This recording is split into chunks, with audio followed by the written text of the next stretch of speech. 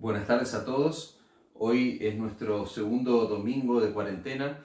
Hace 2 semanas que la Iglesia del Señor está imposibilitada de reunirse debido a esta pandemia de alcance global que estamos viviendo, no solo como sociedad aquí en Sunchales, en nuestro país, sino en todo el mundo. No obstante, tenemos la oportunidad, tenemos el privilegio de poder compartir a través de este medio virtual la palabra de Dios. Y eso, por supuesto, representa también no solo un privilegio, sino también una gran responsabilidad. Hace varios meses que nosotros como Iglesia Vida Nueva Sunchales venimos compartiendo la predicación expositiva del libro de los Hechos, un precioso libro que se encuentra allí en el Nuevo Testamento. Y la idea es poder continuar con este libro, así que yo les voy a pedir a que ustedes me puedan acompañar, que puedan buscar allí, posicionarse en el capítulo 17 del libro de Hechos. Hace algunas semanas nos había quedado pendiente terminar este libro y la idea es que en lo que resta de hoy y el próximo domingo podamos terminar con los versículos que van desde el 16 hasta el 34. Hoy solamente vamos a ver hasta el versículo 21 del capítulo 17. A modo de introducción, mientras ustedes se posicionan, buscan allí el texto de la palabra de Dios. Yo quisiera introducir un poco el texto, en qué situación nos encontramos. Lo último que nosotros vimos de este capítulo fue que el apóstol Pablo había llegado a una ciudad que se llamaba Berea. Pablo estaba realizando su segundo viaje misionero allí con su equipo de compañeros que lo estaban acompañando a lo largo de todas estas ciudades que él fue visitando. Él había entrado al continente europeo en Filipo, y de ahí había partido hacia Tesalónica. Nosotros vimos que en Tesalónica hubo un grupo de judíos que se habían puesto celosos por el mensaje que Pablo estaba llevando allí a la ciudad. Entonces orquestaron allí una especie de alboroto entre la multitud. Y lo que hicieron los hermanos que estaban allí en Tesalónica fue trasladarlo a Pablo hacia la próxima ciudad, que era Berea. Nosotros vimos, cuando estudiamos la visita de Pablo allí en Berea, que los bereanos eran más nobles que los que estaban en Tesalónica, dice el texto de la palabra de Dios. Y es interesante porque la Escritura destaca la actitud con la que los bereanos recibieron la palabra de Dios, el interés, el deseo que ellos tenían por escuchar, por aprender acerca de las Escrituras y del Evangelio que Pablo estaba proclamando. Pero ¿qué pasó? Estos judíos celosos que persiguieron a Pablo en Tesalónica, que generaron un alboroto en Tesalónica, cuando se enteran de los resultados que está teniendo la predicación de la palabra de Dios en Berea, lo que hacen es trasladarse hasta Berea para ocasionar también un alboroto allí e interrumpir e interferir de alguna manera con la labor evangelística del apóstol Pablo. Y lo que hacen rápidamente los hermanos allí en Berea es trasladan a Pablo hasta la próxima ciudad, que es Atenas, y es ahí donde vamos a continuar nosotros en el capítulo 17, versículo 16.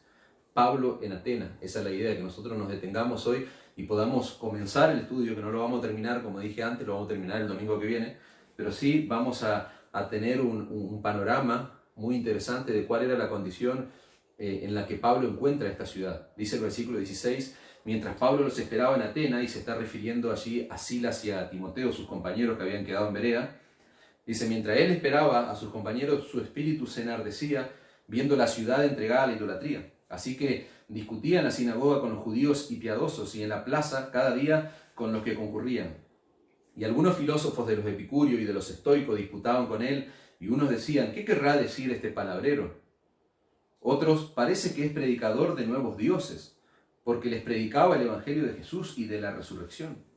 El versículo 19 dice, y tomándole le trajeron al Areópago, diciendo, ¿podremos saber qué es esta nueva enseñanza de que hablas? Pues traes a nuestros oídos cosas extrañas. Queremos pues saber qué quiere decir esto. Porque todos los atenienses, dice allí el versículo 21, y los extranjeros residentes allí, en ninguna otra cosa se interesaban sino en decir o en oír algo nuevo. Hasta ahí el texto de la palabra de Dios. Y es interesante lo que nosotros podemos ver a la luz de esos breves versículos, el panorama que existía, el panorama que reinaba en Atenas y en los ciudadanos y en los residentes, dice el texto allí, en los residentes de esta ciudad. A mí lo que me gustaría hacer es introducirnos en lo cual era el contexto de Atenas, para que podamos conocer un poquito acerca de ciertas particularidades de esta ciudad que Pablo está visitando, que no era una ciudad cualquiera, era una ciudad de renombre, una ciudad que tuvo un gran impacto en el mundo conocido en ese momento. Así que yo quisiera que veamos algunas características de Atenas.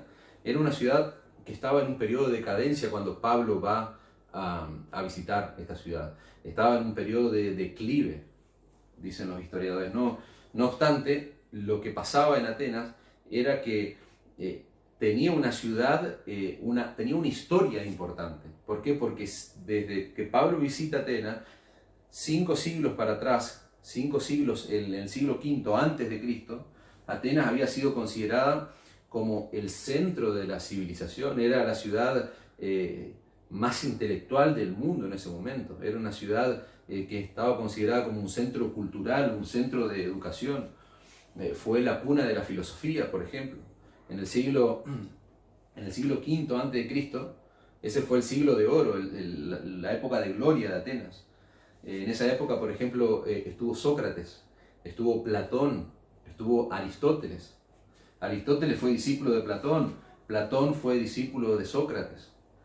Pero de los tres, muchos historiadores coinciden y muchos filósofos eruditos coinciden que el más prolífero de ellos fue Aristóteles. De hecho, muchos consideran que toda la filosofía que se escribió desde Aristóteles hasta nuestros días ha estado influenciada fuertemente por las enseñanzas de este hombre. Es interesante porque muchos eruditos de la filosofía dicen que todo lo que se ha escrito en estos más de 2000 años, todo lo que se ha escrito en términos de filosofía, no es más que un pie de página de lo que Aristóteles enseñó y escribió. Así que imagínense la influencia que este hombre tuvo en Atenas y en el resto del mundo hasta nuestros días. Atenas vivió una época gloriosa también de la literatura, una época gloriosa de la escultura, del arte. Todo el movimiento que surge, el movimiento artístico que surge en Atenas, va a resultar en una gran influencia en el mundo hasta el siglo XV, por ejemplo. Atenas fue la primera democracia en la historia del hombre. La democracia nació en Atenas como un sistema de gobierno. Ese es el primer precedente que encontramos en la historia. Fue la cuna de la música, de la ética, del teatro, de la medicina también. Fue una ciudad que tuvo un desarrollo político impresionante, un desarrollo filosófico, un desarrollo de las artes, un desarrollo arquitectónico también. Sin embargo, a pesar de ser tan sofisticada, a pesar de todas estas glorias que yo le estoy mencionando, Atenas era una ciudad idólatra, era una ciudad que estaba sumida en la idolatría, en el paganismo. En el momento en que Pablo visita Atenas, muchas de estas glorias que yo acabo de mencionar ya las había perdido, debido a ciertos periodos de guerra que tuvo que atravesar. De hecho, en el momento en que Pablo está, si bien Atenas gozaba de cierta independencia, estaba bajo el imperio romano. Y cuando nosotros miramos a Atenas nos damos cuenta que no importa cuán sofisticada pueda ser una nación, cuán sofisticada pueda ser una ciudad, un grupo de personas, aún así sus habitantes pueden permanecer siendo fuertemente idólatras. Más allá de lo intelectual, más allá del desarrollo que tenga una nación, la idolatría puede estar atravesando todos los rincones de esa sociedad, y es lo que pasaba en Atenas. Y tristemente es lo que sigue pasando en nuestros días. Cuando nosotros vemos Atenas, no debiera sorprendernos tanto, porque es lo que está ocurriendo en nuestra sociedad en nuestros días. Porque el corazón humano no cambió de aquella época a ahora. El corazón humano sigue fabricando, sigue elaborando ídolos. Solamente cambiaron los nombres probablemente, pero no la condición de buscar y depositar nuestra fe, si se puede decir, en ídolos. Y si nosotros miramos detenidamente el versículo 16, nos vamos a dar cuenta del impacto que eso generó en el apóstol Pablo al ver ese panorama en la ciudad. Dice el versículo 16, mientras Pablo esperaba en Atenas a sus compañeros, su espíritu, escuchen lo que dice la palabra de Dios, se enardecía, viendo la ciudad entregada a la idolatría. La lenguaje actual dice que le dio mucha tristeza ver que la ciudad estaba llena de ídolos. Ver esa realidad básicamente le partió el corazón a Pablo. La expresión su espíritu se enardecía nos habla de una agitación intensa. Pablo estaba entristecido estaba afligido, estaba indignado, pero también estaba enfurecido por lo que la idolatría había causado en esa ciudad. Pablo vio claramente que había un vacío marcado en la vida de los atenienses. Y el daño que la idolatría estaba haciendo en esta ciudad, sumado ya a que había perdido las glorias que mencionamos antes, el mayor flagelo que estaba afectando a la sociedad era la idolatría, el paganismo que se estaba viviendo. Petronio, un escritor y un autor romano del siglo I después de Cristo, supo escribir acerca de Atenas, y él mencionó lo siguiente, dice: es más fácil encontrar en Atenas un ídolo que a un hombre. A raíz de las guerras, los periodos de guerra que había atravesado esta ciudad, la población había decrecido, entonces se vio un fenómeno interesante. Había más ídolos que personas. Atenas llegó a tener un promedio de 3 ídolos por persona. Algunos historiadores la llamaron a esta ciudad como una chatarrería de ídolos. Vos entrabas por las calles y cada cierta cantidad de metros podía haber altares levantados en honor a distintos ídolos. Cuando nosotros miramos esa situación, tal vez nos asombramos, tal vez nos impacta esa realidad de aquel entonces, pero la realidad es que en el corazón de cada ser humano hay más de 3 ídolos. Es muy probable que en tu corazón y en el mío haya más de 3 ídolos. El corazón del hombre es literalmente una chatarrería, y me adhiero a ese concepto, una chatarrería de ídolos. Los ídolos de Atenas y de todas las culturas, las culturas que han pasado a lo largo de la historia de la humanidad, estaban hechos de piedra, de madera, de metales preciosos, de oro y de plata. Pero los ídolos del hombre moderno están constituidos en el propio corazón del hombre. Eso es interesante. Y yo quisiera que nos detengamos un momento allí, en ese concepto. Los ídolos del hombre moderno están levantados en su propio corazón, y eso involucra a incrédulos que rechazan el Evangelio, pero lamentablemente involucra también a creyentes. Los atenienses crearon ídolos con sus propias manos y luego comenzaron a adorar sus ídolos. Eso era lo que hacían esta población. Y así fue, y eso ha hecho el hombre a lo largo de toda la historia. Crea figura, luego se postra y adora esa figura que él mismo creó. Y eso es hasta contradictorio y es muy llamativo, porque el hombre es superior a su creación, pero él termina adorando lo que acaba de crear. El hombre crea y adora siendo él superior, porque crea imágenes, ídolos que tienen ojos y no ven, oídos y no escuchan, boca y no hablan. Y él representa, él es superior a su creación, pero sin embargo termina adorándolos, y así funciona la idolatría. Eso es tremendo, pero así opera en el corazón del hombre.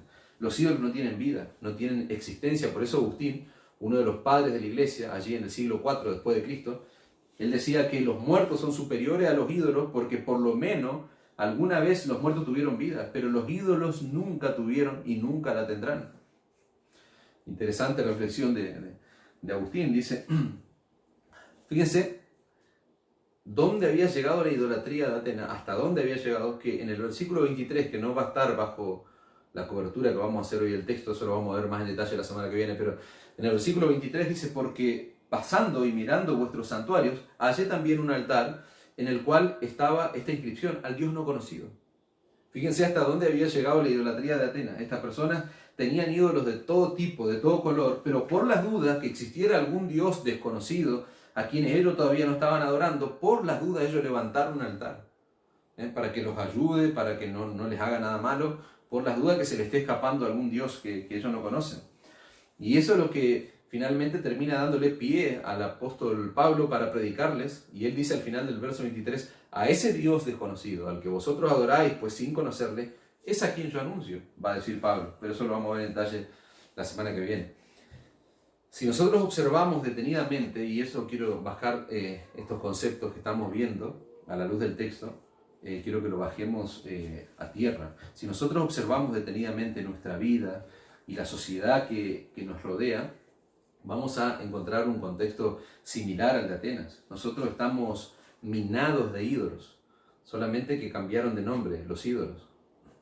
Hoy vemos muchos altares levantados, por ejemplo, al Dios éxito, al Dios fama, al Dios poder, al Dios dinero, al Dios política, al Dios sexo, y una lista tal vez frondosa de nombres que que podemos seguir nombrando, de dioses que hoy operan en el corazón mismo del hombre. Y lamentablemente, muchos de estos altares están enquistados en la iglesia evangélica moderna. Muchos de estos dioses que yo he mencionado, repito, están enquistados en la iglesia evangélica moderna. El mayor atentado contra el evangelio de la Escritura se encuentra en la idolatría que se promueve desde muchas iglesias evangélicas en la actualidad. Esa es una realidad que entristece, pero como le pasaba a Pablo, es una realidad que enfurece también, agita en nuestras emociones y genera todo tipo de sensaciones, tristeza y dolor a la vez. Por ejemplo, el Dios dinero, el amor al dinero. El dinero para muchas personas termina siendo literalmente un ídolo, el Dios que controla sus vidas. El que ama el dinero se vuelve materialista y se vuelve insensible a las necesidades de los otros. Y dentro de no mucho tiempo vamos a tener un claro ejemplo, un panorama más amplio de este concepto. Eso lo vamos a ver en la crisis económica que va a venir posterior a esta pandemia que nosotros estamos viviendo. Posterior a esta crisis o a esta emergencia sanitaria en la cual nos encontramos, por lo cual estamos comunicándonos o compartiendo la palabra de esta forma. La crisis que viene es una crisis económica y lamentablemente vamos a ver cómo algunos altares son derrumbados de este Dios, el Dios dinero, ¿cierto? El que ama el dinero gasta en sus propios placeres, pero le duele cuando le da a otro y se desespera cuando lo pierde. Así es la persona que ama al dinero, que tiene al dinero como su ídolo, como su Dios. Y por supuesto, repito lo que dije anteriormente, este tipo de situaciones involucra a incrédulos que rechazan a Cristo y su Evangelio, pero también involucra a creyentes. En estos días me sorprendía poderosamente, me llamaba la atención, leía acerca de la crisis económica mundial que hubo en el año 2008, tal vez muchos la recordarán, y lo que me llamó mucho la atención fue la serie de suicidios que sucedieron a la crisis, la serie de suicidios que quedaron registrados posterior a esta crisis del 2008, muchos hombres de poder, empresarios millonarios, muchos hombres directores de empresas muy importantes, que vieron destruido el altar de sus dioses, del Dios suyo, el dinero, y curiosamente se terminan quitando la vida. Encontraba cosas, por ejemplo, algunos casos donde algunos se ahorcaron, otros se pegaron un tiro en la cabeza, otros se cortaron las venas, otros, decía ahí el artículo que leía, que se drogaban y se tiraban, se lanzaban al vacío desde los pisos donde tenían sus oficinas. Y todo tipo de situaciones que se vivieron post-crisis económica. Esta gente se desesperó cuando perdieron todo aquello en lo que ellos habían depositado su confianza, su deseo, su placer en el dinero. Cuando perdieron el eje alrededor del cual giraba su vida y ya no tenían más motivación para vivir. Eso es lo que pasa cuando el dinero se transforma en un ídolo en nuestros corazones. El que ama el sexo, por ejemplo, para mencionar otro ejemplo. El que ama el sexo se vuelve hedonista. Su principal objetivo consiste en la búsqueda del placer porque él mismo piensa que merece placer. Eso también puede ser un Dios, un ídolo en nuestro corazón. Esa es la razón por la que vivimos en una sociedad llena de pornografía, llena de sexo, llena de sensualidad. Por eso la pornografía tiene tanto éxito, porque promueve el interés en ver y disfrutar toda clase de sexo aberrante, aunque sea impersonal, aunque sea inmoral y aunque sea virtual. Pero ese es el impacto que tiene en el corazón del hombre. Y así podríamos ir describiendo cada uno de esos dioses modernos, que nos llevaría mucho tiempo, no era la intención hacerlo, pero la idea era bajar un poco a tierra y evaluar nuestro corazón, evaluar cómo estamos nosotros. ¿Qué es un ídolo? Tal vez alguien no lo entiende. ¿Qué significa un ídolo? ¿Qué representa un ídolo? Bueno, un ídolo es cualquier cosa que desplaza a Dios de tu corazón. Todo aquello que recibe el primer lugar de mis emociones, mi pensamiento, eso es un ídolo en mi vida. Puede ser algo o puede ser alguien. Y me gusta como lo expresa un autor porque dice: un ídolo es cualquier cosa, cualquier persona que comienza a capturar la atención de nuestra mente, de nuestros corazones, de nuestras emociones, más que Dios mismo.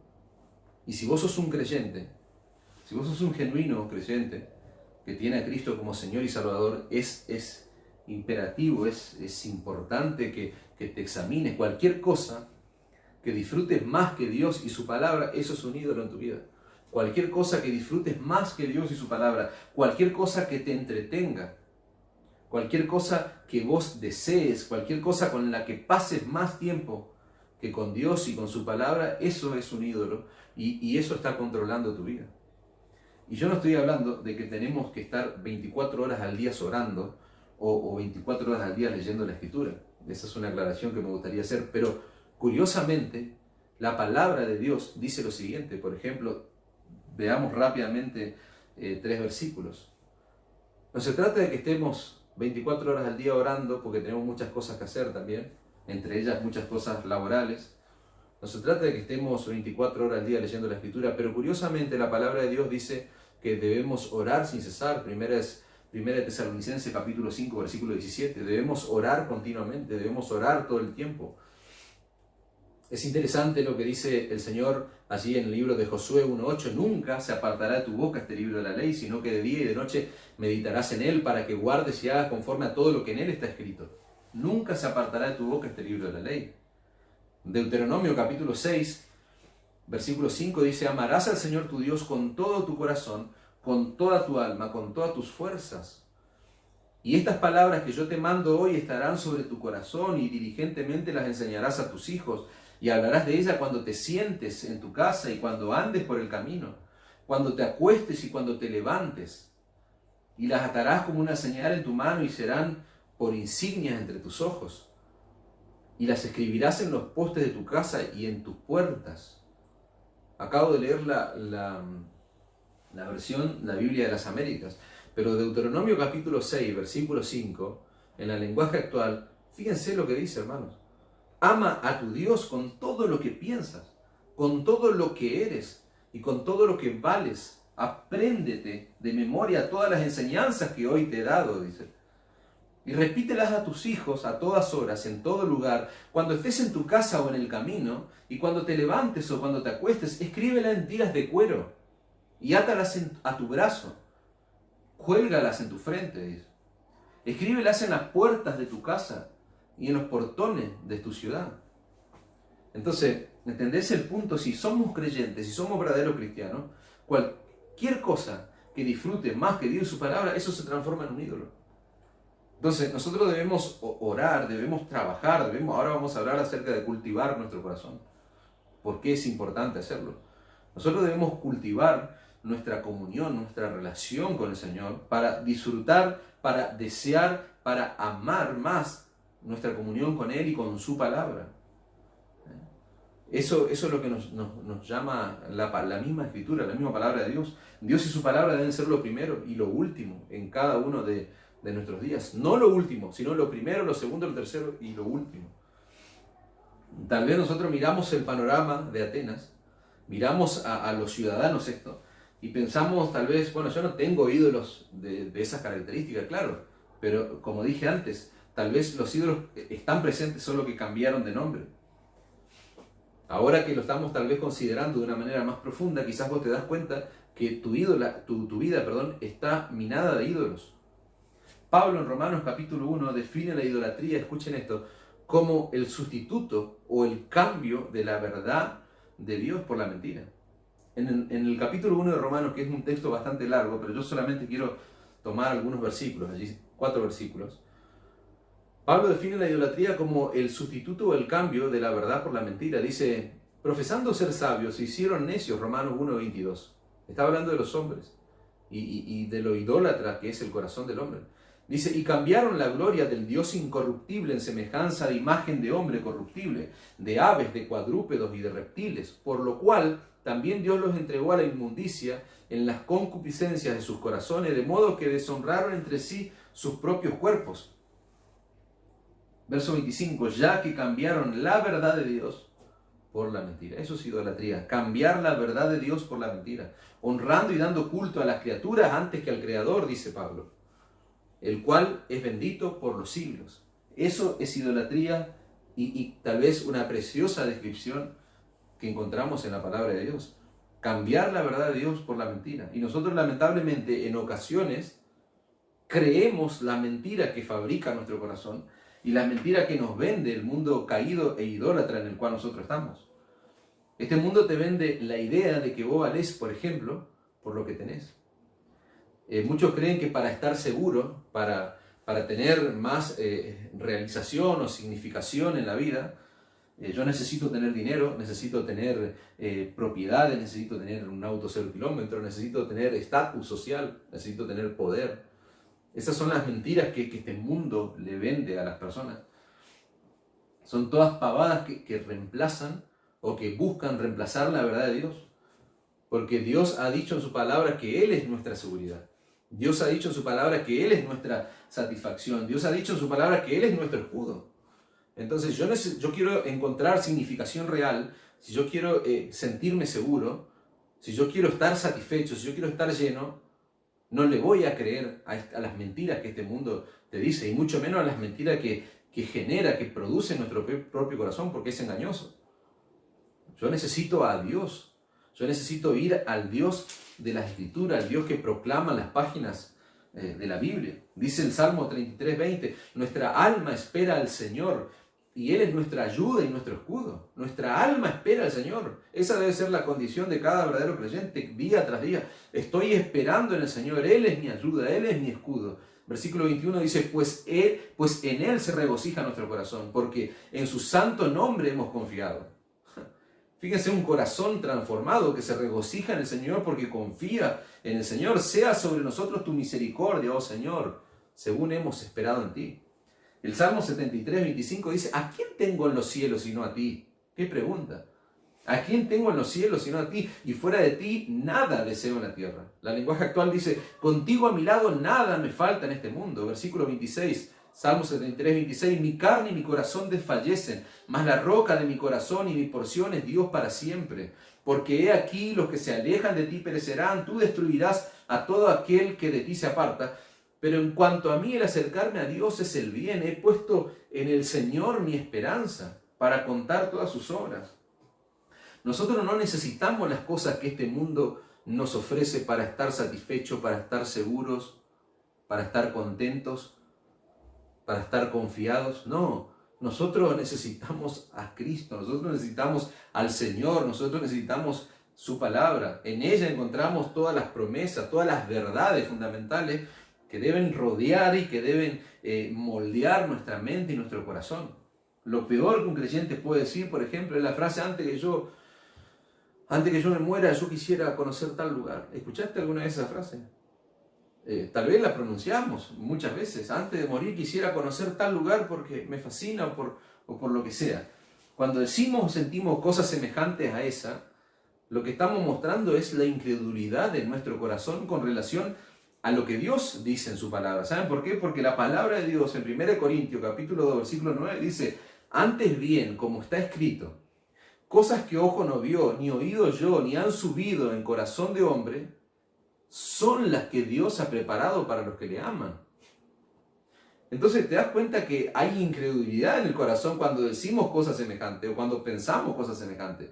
¿Por qué? Porque cosas que ojo no vio ni oído yo, esas cosas son las que Dios ha preparado para nosotros, para los que le aman. Nosotros tenemos que estar absolutamente seguros de que aquellos que han creído en Jesucristo como el Señor y el Salvador de sus almas, lo que les espera en la eternidad es mucho mejor que los placeres o el bienestar que este mundo caído te puede ofrecer. Ese texto es una clara evidencia de dónde debe estar puesto nuestro corazón. Nuestro corazón debe estar puesto en esas cosas que ojo no vio, esas cosas que oído no vio, que oído no oyó, porque esas son las cosas que Dios ha preparado para los que le aman. Cuando uno lee textos de esta forma, uno entiende tal vez dónde estaba el corazón de aquellos mártires que han derramado su sangre, que han perdido sus vidas por el Evangelio. Claro, su corazón estaba puesto en este lugar, en la eternidad, en aquellas cosas que Dios preparó para los que le aman. Entonces, ¿te das cuenta lo mucho que nosotros necesitamos cultivar nuestro corazón en nuestros días, en esta época en la que vivimos? 1 Samuel 16:7 dice que el hombre mira la apariencia exterior, pero el Señor mira el corazón. Y ese es un precioso texto de la palabra de Dios que si lo tomamos a la ligera, podemos terminar arribando a un entendimiento precario y a un entendimiento bastante errado del pasaje. Muchos usan ese texto de una manera tan pero tan liviana. Dios mira el corazón. Dios no mira el exterior, Dios mira el corazón. Pero la realidad de ese texto, hermanos, es que es tan profundo que nos obliga a trabajar cada día de nuestra vida para cultivar nuestro corazón. ¿Por qué? Porque el hombre mira lo exterior, pero el Señor mira el corazón. Yo debo trabajar de manera diligente cada día en cultivar mi corazón. Yo tengo que preguntarme cómo está mi corazón en relación a los ídolos que rodean, que nos rodean en esta vida o que el mundo nos bombardea. No es un texto para tomar a la ligera. Dios mira como un aval para hacer cualquier cosa en el exterior, pero no. Ese texto nos llama, nos obliga, repito, a trabajar diligentemente para cultivar nuestro corazón. Porque si estamos cultivando cualquier cosa menos nuestro corazón, estamos poniendo en evidencia quién es nuestro verdadero Dios, quién es nuestro verdadero ídolo. Y el corazón, dijimos antes, es engañoso y perverso. ¿Quién lo conocerá?, dice el Señor. Entonces nosotros necesitamos diligentemente trabajar en nuestro corazón. El hecho de que Dios mira nuestro corazón no es una licencia para vivir como queremos en el exterior, no, todo lo contrario. Muchos dicen que a través de la basura que desecha una persona se puede conocer a alguien, se puede conocer a la persona. ¿Escuchaste alguna vez esa frase? Vos mirás la basura que tal persona deja o tira afuera y así vas a conocer a la persona. Bueno, en la esfera espiritual es parecido, es similar. Toda la basura que rodea nuestra vida pone en evidencia quién es nuestro Dios realmente. Pone en evidencia lo que hay realmente en nuestro corazón. La vida diaria del cristiano es una lucha constante contra un corazón idólatra. Atenas tenía ídolos externos, nosotros tenemos ídolos internos y externos. Cuando Pablo visita Atenas, él ve el vacío que había en los atenienses y siente la necesidad de conducirlos hacia el Evangelio. De hecho, esa es la intención con la que él va a visitar a esta gente. Él está proclamando a Cristo. Él está llevando el Evangelio de Cristo. El versículo 17 dice, así que Pablo, está hablando Pablo, discutía en la sinagoga con los judíos y piadosos y en la plaza cada día con los que concurrían. Ahora, miremos un poquito el contexto que está rodeando allí a Pablo. Cuando Pablo llega a esta ciudad, los atenienses estaban sumidos, dijimos, en la idolatría. Estaban vacíos por dentro. Ellos estaban descansando. Ellos habían quedado con las glorias del pasado, con la época de oro, que habían pasado hacía 400 años. Atenas había tenido una guerra con Esparta, dicen los historiadores, durante 21 años duró esa guerra. Y quedó desolada. Y muchas de las glorias que yo mencioné al principio se habían perdido por completo. Cuando Pablo ve lo perdido que están estas personas, cuando él ve lo esclavizado que ellos estaban a sus ídolos, hay algo en él que lo mueve, como dijimos antes. Él siente tristeza, pero también se enfurece por lo que está sucediendo, por lo que está pasando con la idolatría. Entonces hay algo que lo mueve a él a presentarle al único y verdadero Dios, a presentarle el Evangelio. Cuando Pablo escribe su segunda carta a los Corintios, en el capítulo 5, versículo 11, él viene hablando de su ministerio y dice, conociendo pues el temor del Señor, persuadimos a los hombres, dice Pablo. En otra palabra, lo que Pablo está diciendo es, conociendo que hay un juicio final, conociendo el temor de Dios, conociendo que el hombre está perdido sin Cristo, conociendo que el hombre está perdido sin la presentación del Evangelio. El hombre va a una condenación eterna si no conoce el Evangelio, si no cree en el Evangelio. Conociendo el poder del Evangelio, conociendo todo esto, es lo que está diciendo Pablo en pocas palabras, yo hago algo, yo me muevo, yo voy, yo presento el verdadero Evangelio al único y verdadero Dios, al único y todo suficiente Salvador que el hombre necesita, a Jesucristo. En lo que él dice a los corintios, lo que está haciendo ahora con los atenienses. Por eso dice el texto que él discutía, él razonaba, él debatía con ellos, hacía apologética de la verdad, él estaba defendiendo la verdad, estaba defendiendo el Evangelio. Y no solamente lo hacía en la sinagoga, como era costumbre, sino que dice el texto que lo hacía también en la plaza.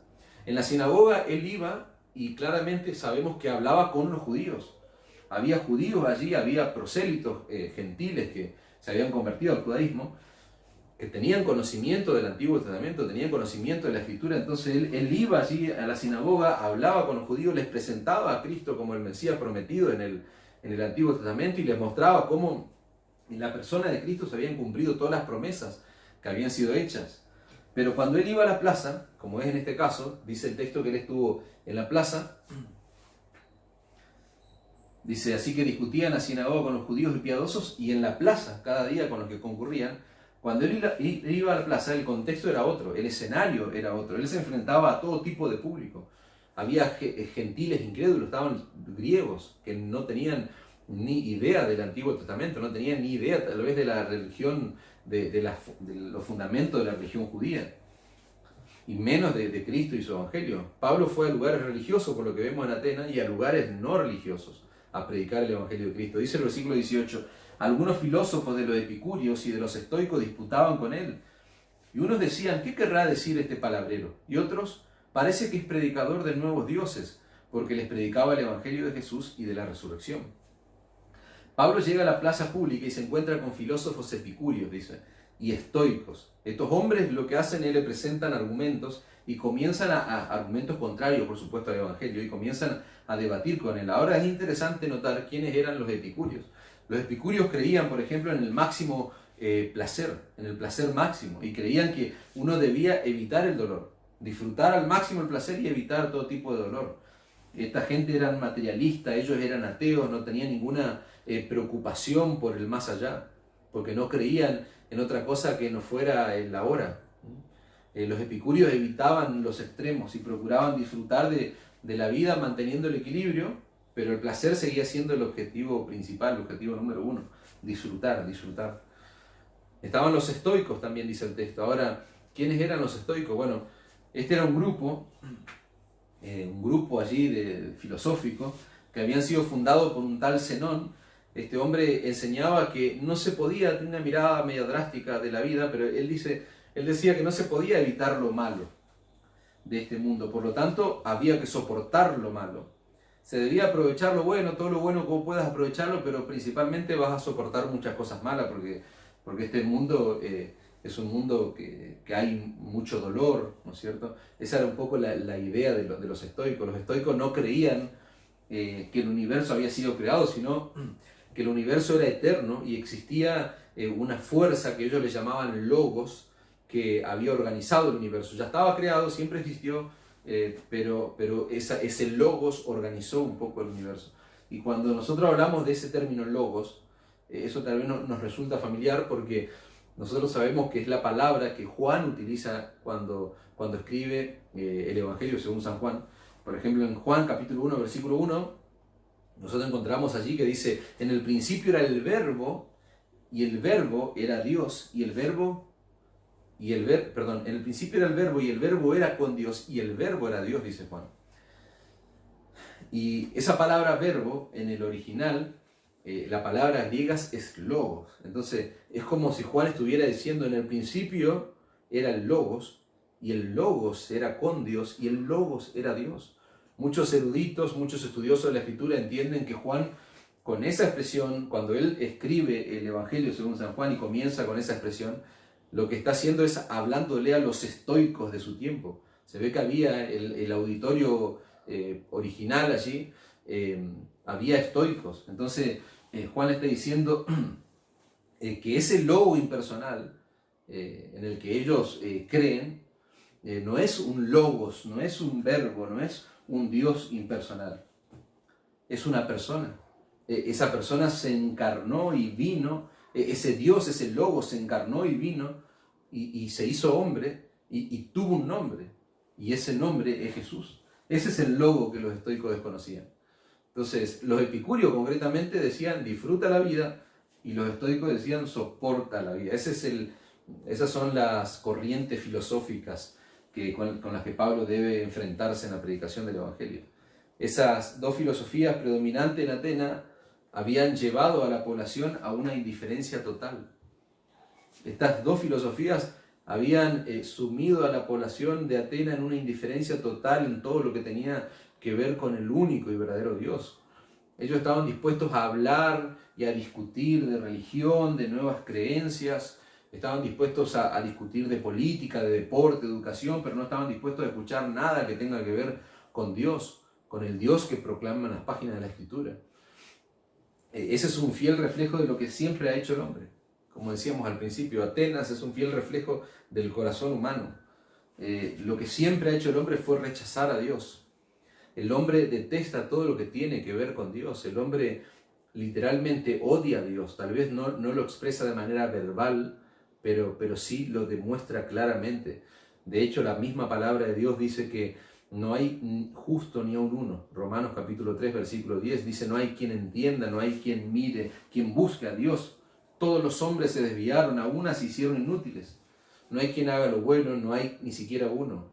Sepulcro abierto su garganta, con su lengua engañan. Veneno de áspides hay debajo de sus labios, su boca está llena de maldición y de amargura, sus pies se apresuran para derramar sangre, quebranto y desventura hay en sus caminos, y no conocieron camino de paz, dice la palabra de Dios. No hay temor de Dios delante de sus ojos. Ese es un perfil perfectamente detallado de cuál es la condición del hombre sin Cristo. La predicación del Evangelio que hace Pablo allí en Atenas genera dos tipos de reacción interesantes. Fíjense que hay un grupo que lo llama palabrero. Dice el versículo 18, ¿qué querrá decir este palabrero? Dice, hay un grupo que lo llama palabrero, eso sería como decir charlatán.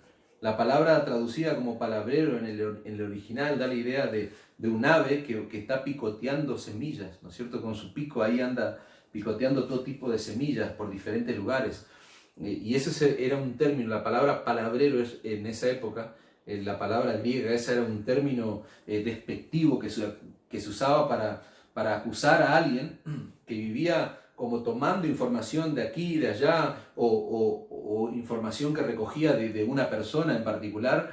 Entonces esta persona las explicaba y él ni entendía lo que decía, pero básicamente le quería transmitir a otro cosas que él la estuvo sacando de aquí y allá y ni siquiera entendía el concepto o la idea. Bueno, eso es lo que están diciendo estos griegos, estos atenienses allí de Pablo. Básicamente estaban diciendo que Pablo escuchó una cosa acá, una cosa allá, recogió una serie de información y ahora les quería hablar a ellos, cosas que ni él entiende.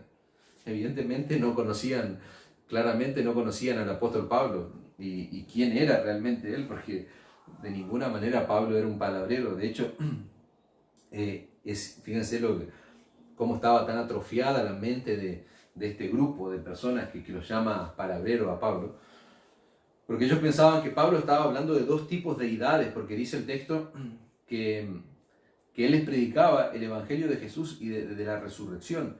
Esta gente tenía la mente tan atrofiada que ellos llegaron a pensar que él estaba hablando de dos tipos de deidades: Jesús por un lado y una compañera suya que era resurrección, porque la palabra griega para resurrección es anastasia.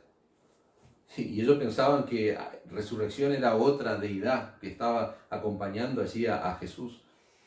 El otro grupo lo identifica como un predicador de nuevos dioses porque le predicaba el evangelio de Jesús y la resurrección. Y a este grupo lo que más le chocó, por ejemplo, fue el concepto de resurrección. Porque ellos veían la resurrección como algo que la verdad no tenía sentido, porque ellos consideraban al cuerpo una especie de cárcel, donde el alma estaba allí encapsulada, estaba presa, digamos, en el cuerpo. Entonces, ¿para qué vamos a resucitar la cárcel? Pensaban este grupo que lo llamaba él predicador de nuevos dioses. ¿Para qué vamos a resucitar el cuerpo? Imagínense los epicúreos que creían en el placer máximo y que había que evitar al máximo el dolor, eso es lo que dijimos antes. Claramente, hermanos, para ellos, oír de un Dios que se hizo hombre y que fue azotado, que fue lacerado, que fue asesinado en una cruz, que resucitó, esto no tenía ni sentido para lo influenciado que ellos estaban por estas creencias y todo este paganismo. No tenía ni sentido. Porque un salvador de esas características, ¿a quién iba a salvar? Si ellos justamente lo que querían era evitar el dolor al máximo. Y el placer, disfrutarlo al máximo y evitar el dolor. Entonces un salvador que atravesó todo tipo de dolor inimaginable, humanamente hablando, no, era un salvador que no puede salvar a nadie. De la plaza pública es interesante porque lo llevan a Pablo, dice el texto, al Areópago, dice el versículo 19, y tomándole le trajeron al Areópago diciendo: ¿podremos saber qué es esta nueva enseñanza de que hablas? Pues traes a nuestros oídos cosas extrañas. Queremos pues saber qué quiere decir esto.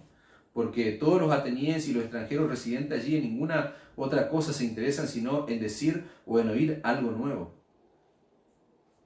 Es interesante porque Pablo es traído a este lugar que se denomina el Areópago, donde se trataban cosas, se trataban temas, ciertos temas que eran juzgados allí por una serie de autoridades que había en ese lugar. En el Areópago fue juzgado Sócrates, por ejemplo, uno de estos grandes filósofos que mencionamos, y bueno, no vamos a entrar en ese detalle, pero la historia dice que Sócrates es juzgado en el Areópago por un concilio ahí de autoridades que había, y fue forzado a tomar un veneno que lo llevó posteriormente a la muerte. En ese lugar muchas veces se juzgaban casos de ética, de religión, de educación, o sea, se hacían grandes debates, grandes charlas, y en ocasiones se emitían juicios sobre algunas personas. Ahí se reunía un concilio de autoridades que juzgaban a Atenas, pero a veces también lo que ocurría era que se invitaban a algunas personas para que disertaran sobre todo tipo de temas, digamos, de interés al menos para los atenienses. Y nosotros podemos entender o comprender que Pablo estuvo en ese lugar, en el Areópago. Él fue llevado, después de estar ahí en la sinagoga y en las plazas, él fue llevado a este lugar específico en calidad de disertante. Básicamente esa es la idea detrás. Él estaba allí disertando, él estaba hablando de las cosas que él creía, y solamente fue como a dar una charla, a comunicar, que obviamente él iba a predicar el Evangelio, lo vamos a ver ahora el domingo que viene, pero no es que se lo estaba juzgando de algo, porque al final nosotros vamos a ver que lo dejan ir tranquilamente, de hecho se le burlan y se van la gente, así que bueno, ese era el contexto de lo que hacen con el apóstol Pablo. Estas charlas en el Areópago se parecen mucho, yo he anotado acá, a las charlas, no sé si conoces, las charlas TED, donde van y hablan de cualquier cosa que les resulte interesante a los organizadores, de cualquier tipo de cosa, de todo tipo de áreas. La única diferencia con las charlas que se daban en el Areópago era que en el Areópago se trataban algunos temas religiosos, pero en las charlas TED está prohibido hablar de Dios, pero sí de cualquier otro tipo de cosas, insólitas a veces. Pero para ir concluyendo, para ir cerrando la predicación de la palabra de Dios, a la luz de nuestro texto, hermanos, nosotros vimos que los atenienses no tenían un verdadero interés en aprender realmente, sino que se pasaban la vida, como dice el texto, oyendo cosas nuevas y nada más.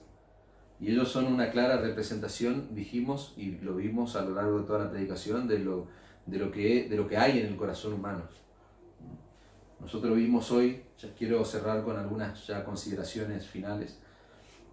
Nosotros vimos hoy que la falta de confianza en Dios hace que nuestro corazón genere ídolos para nuestra seguridad. La falta de confianza en Dios busca satisfacción en las cosas que en las cosas de este mundo ofrece, en lugar de encontrarlas en Dios. Eso fue uno de los puntos que vimos hoy. El salmista en el Salmo 115 es tremendo porque hace un desglose de cómo eran los ídolos del pueblo de Israel.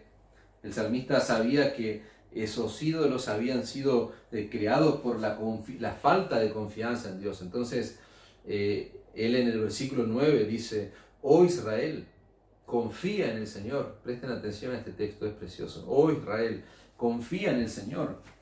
Él es tu ayuda y tu escudo. Oh casa de Aarón, confiad en el Señor. Él es vuestra ayuda y vuestro escudo.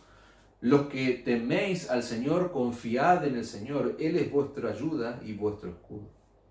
Yo no sé si te diste cuenta que 3 veces, en 3 versículos diferentes, que están hablando del contexto de idolatría, Dios le dice a Israel, a través del salmista: confiad. 3 veces en 3 versículos seguidos. Confiad, confiad. Yo soy vuestra ayuda, yo soy vuestro escudo. Las 3 cosas se las repite en el contexto de la idolatría. Eso debe llevarnos a nosotros a analizar cómo está nuestro corazón, como decíamos al principio, a cultivar nuestro corazón. El hombre fabrica ídolos, decíamos hoy, porque no confía en Dios. Esa es la realidad del corazón humano. Y lo contradictorio es que nuestro corazón fabrica ídolos que finalmente no nos satisfacen, que no nos van a terminar llenando, que no nos van a terminar trayendo seguridad, que es lo que Pablo vio en Atenas cuando él llegó. Un ídolo nunca nos va a satisfacer porque nosotros fuimos creados por Dios y para Dios. Cuando nosotros miramos la palabra de Dios, encontramos en Isaías 43:7, que dice: todos los llamados de mi nombre, para gloria mía los he creado. Los formé y lo hice. Para gloria mía, dice el Señor. Para gloria mía los creé, los hice. No solamente fuimos creados para Dios, sino que fuimos creados para glorificar a Dios. Eso es lo que está diciendo el profeta Isaías. Fuimos creados para glorificar a Dios, para llevar gloria al nombre de Dios. Según la misma palabra de Dios, nosotros no tenemos ninguna razón que justifique el vivir para nosotros mismos. Presta atención a esto. No tenemos ninguna razón, según la Escritura, que justifique el que vos y yo vivamos para nosotros mismos. Fuimos creados para vivir para la gloria de Dios, dice la palabra de Dios, no para nuestra propia gloria. Si yo tengo hijos, no son para sentirme realizado en mi vida, sino que son para glorificar a Dios. Nuestros hijos son para glorificar a Dios. Si yo tengo una carrera, si yo tengo una profesión, si vos tenés un trabajo, cualquiera sea el trabajo, el fin no es tu realización. El fin es glorificar a Dios. Si yo tengo la posibilidad de ser educado, de recibir educación, de tener una profesión, como dijimos antes, la razón de eso es glorificar a Dios. Si tengo la posibilidad de administrar dinero, si tengo la posibilidad de tener un sueldo fijo, no hay ninguna razón válida para usar ese dinero para tu propia gloria, para mi propia gloria, y no para la gloria de Dios. Si yo estoy respirando, debe ser para la gloria de Dios. No hay ninguna razón válida que me permita a mí respirar y no glorificar a Dios que me creó. Dice Thomas Watson, porque cada vez que respiramos estamos inhalando misericordia de Dios. Tremendo. Cada vez que yo respiro estoy inhalando misericordia de Dios. Yo debo vivir para su gloria. Fuimos creados para glorificar a Dios y hasta que no vivamos de esa manera jamás vamos a poder encontrar satisfacción en este mundo. No vamos a poder encontrar gozo, no vamos a poder encontrar plenitud, propósito, significado. La vida del hombre no va a tener sentido hasta que no entienda que fue creado por Dios y para Dios, para glorificarle a Él. Juan Calvino decía, dejé todo por Cristo. ¿Y qué he encontrado? Encontré todo en Cristo. Dejé todo por Cristo y lo que encontré fue todo en Cristo. La semana que viene nosotros vamos a ver cómo Pablo sigue su discurso allí, su predicación en Atenas, y presenta al Dios creador, al Dios sostenedor. Él va a tomar como pie ese altar al Dios no conocido y a raíz de eso va a comenzar a desglosar la predicación del Evangelio. Y va a presentar a ese Dios creador, sostenedor, ese Dios en el cual vivimos, nos movemos, existimos, el Dios que tiene vida propia, ese Dios autosuficiente, el Dios que sostiene su creación.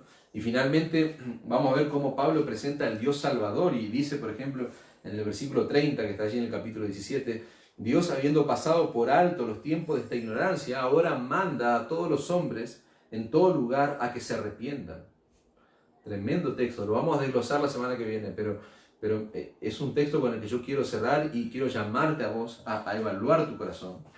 Y si hoy te diste te diste cuenta que vos necesitas arreglar tus cuentas con Dios, si te diste cuenta que necesitas resolver tu relación con Dios, si te diste cuenta que tu vida está llena de ídolos, que tu corazón está lleno de ídolos, recordá esto, recordá este versículo, Hechos 17:30, Dios manda a todos los hombres en todo lugar a que se arrepientan y crean en la obra de la cruz.